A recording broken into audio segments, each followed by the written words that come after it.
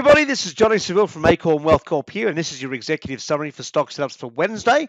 And what a day it was. Again, we had huge volatility again. Of course, on Monday, we had this massive rally up on the SPY. Yesterday, on Tuesday, massive rally back down or drop back down. Today, we opened down and rallied right back up. So, of course, based on the open range rules, our S&P 500 indicator is now positive.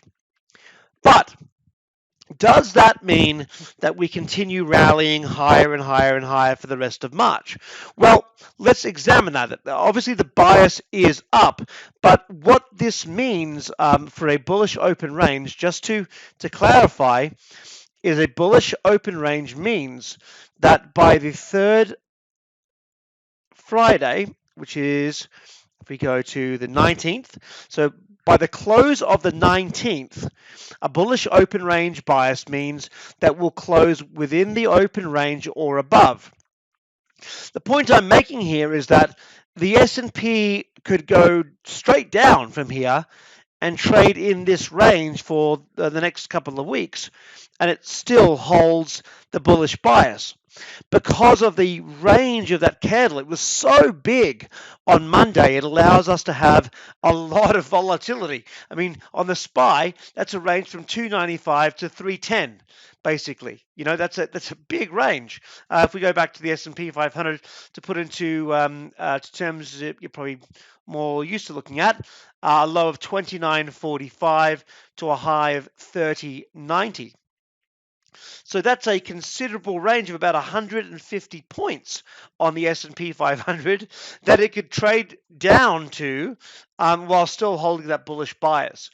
So that was one of my reasons for caution today in the alerts we've been sending out. One, we're seeing such massive moves that based on the pattern we're seeing on the daily chart tomorrow, looks like even with a bullish open range, it could still go down. And the bullish open range could still be positive while the S&P could still go down. So that's why I'm not so, outlandishly let's buy everything kind of approach. This is a very special market where everything is on fast forward. When I started taking some longs today as hedges, even Sean and Greg said, the people are going to think you're crazy. We were so short last week, and now you're buying longs. Are you nuts? And I said to Sean and Greg, I said, yeah, but remember, we just had what would normally take 3, 4, 5, even 6 months for the market to go up by, has gone down by in 1 week. And the market doesn't think in time in terms of time. It thinks in terms of levels. So what we saw last week was 6 months of activity in a week, or at least 3 months of activity in a week. So the fact that, look, if you heard me say, hey, I've been long for 6 months and now I'm going short, you wouldn't be so surprised or confronted. If I said, hey, I've been long for 6 months, now I'm going short, you wouldn't be so surprised. So don't be so surprised when we get 3 or 6 months worth of activity in 1 week and you get violent changes. In fact, we're seeing those kind of changes now in 1 day. So that's why you got to keep your wits about you and focus on the patterns. Now, with that in mind, let's take a look at those patterns. 1 second here. So here's another reason why I wasn't so overtly just, foot to the floor bullish when we started to break through open range levels. If you look at the S&P 500 here, this was the pattern we discussed in Trading Room last night. Now, what happened in the aftermarket hours last night on the S&P 500 is we kind of bounced off this level of support and we drifted sideways slowly and up. So last night in Trading Room, we talked about the fact that there's a possible head and shoulders. We anticipated that it would reach a high or reach that shoulder somewhere around 3,100.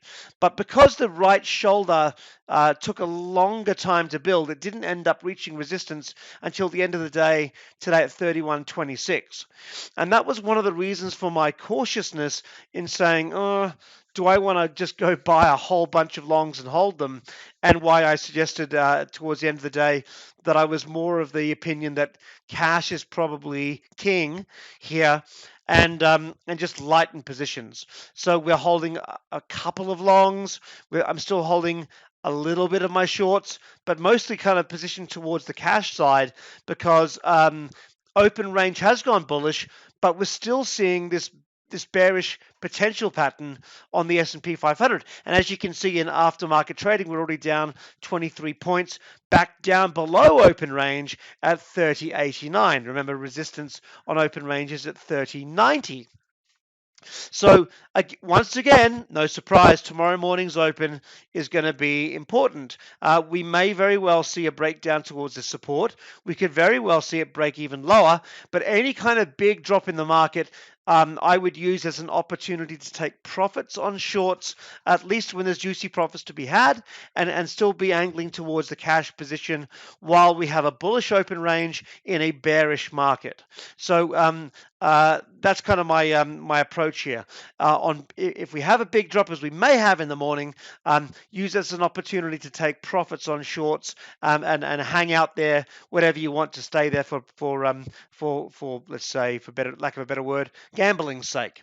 But from a trading perspective, if we do drop to the full potential of this pattern, if this indeed is a head and shoulders, we're only looking to a drop to around 29.50, and depending on how long that takes, that could be less. Again, depending on when that break of the neckline would occur. So watch that. If we start to see a breakdown below these levels in the morning, below 30, 45, and so forth, look for that kind of target of the head and shoulders. But that's just a speculation at this point, but that's why I was still so concerned going into the end of the market. On high yield bonds, we're right here at this double top. So again, that's another thing that we're looking at here. And where's my chart? Those lines are gone. Okay, that's fine. But basically, you can see we're kind of just edging up right to where that resistance level is at 87.18. So there were so many things at resistance that it just wasn't worth the risk to, given the volatility, in my opinion. So again, we were already trading with profits from last week. That was kind of our talk on Tuesday night about not risk original capital, only play with profits. And so those are the kinds of things I'm willing to let ride. And we'll see how that kind of opens up in the morning. Now, so I would on the short side, I'm letting things ride with their current stop losses and targets, and looking for profit-taking opportunities with sharp drops if they occur to take money off the table while open range remains bullish, and but not really trying to trade the bull side for anything else other than short-term day trades. Now, on existing plays to the long side, we have AIM. AIM's obviously had a nice big pump today. It was up 30%. I would consider updating the stop loss to 194. Obviously, another opportunity to take profits now that it hit a high today of $2.80, up from 70 cents. There's been so many great profit-taking opportunities on AIM. So I would at least update the stop loss to 194 because you can know this thing's ricocheting back and forth. This could explode higher in the longer term. You can see that there is obviously some arguments to be made that there is a big downward channel here. So if you are a speculator, sure, hold on for the ride. You could be looking at a potential move all the way up to $4. But just keep in mind, it could also drop to 97 cents before it does that. So I would be, if you were looking for that kind of move, just gauge how much risk you're willing to take. There's a lot of profit already made, so I'd consider taking a little bit off the table. If you want to let the rest run, there is a 90%, 80% upside from here to its target around $4. You could also look for any kind of breakout of that trend line for an entry point. So that's AIM. and a stop loss I'd consider at 194. That way, if it pulls back, you could re-enter somewhere down here and get the full leg of the journey. VSTM. VSTM has had another nice push. We'll go to the daily chart there. Big push today, up 7%. Let's have a look here. Yep. Hang on a second. That's not right. It's not reporting correctly. Hang on one second. Nope, that's a different stock I was looking at. Sorry. So yeah, VSTM, just a nice consolidation day. I would update the stop loss here to 50. So Etsy, nice day on Etsy. This is a really nice day up today, up another 7.3%. So this is looking really good so far. Obviously continued its upward push from an original downward channel breakout. Very close to 65.43 target. So if you haven't taken any profit from that yet, I consider doing that. I would update the stop loss to 59.43 to lock that in. TWOU, also nice big move, was a text message alert we sent out earlier today. Great move. I'd set the stop loss here at 25.87. Again, that's looking good. Of course, that was one we discussed in Trading Room on Tuesday night. SNDL, also looking really good. Had a nice move today. Was another one of our favorites we sent out.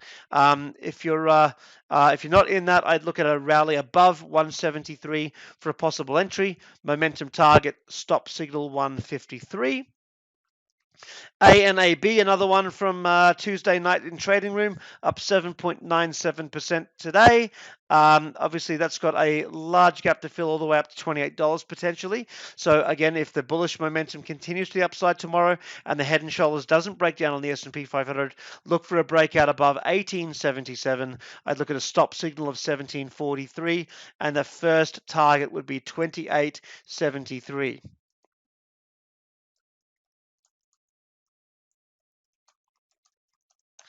AMRX is the next one. Let's go to that. This is just got a lot of insider buying. It doesn't have the best chart of all of the stocks we just looked at, but just keep it on your radar.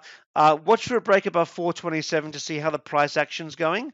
If everything looks good and it's kind of acting in a momentum style, most importantly on the hourly chart, which it really almost looks like that. It's just a little bit too much oscillation here, that kind of upward channel that it looks like. We want to see that kind of take on more of a momentum fallen angel look to it. If it does, watch for a break above 427, momentum target, stop signal 373. Obviously, there's other longs we talked about in Tuesday night Trading Room, but those are plenty considering the uncertainty in the market. The big thing tomorrow is going to be, do we break down from head and shoulders?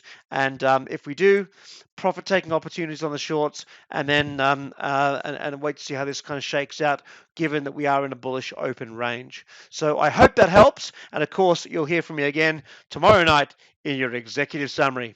Happy trading, guys and girls. Take care.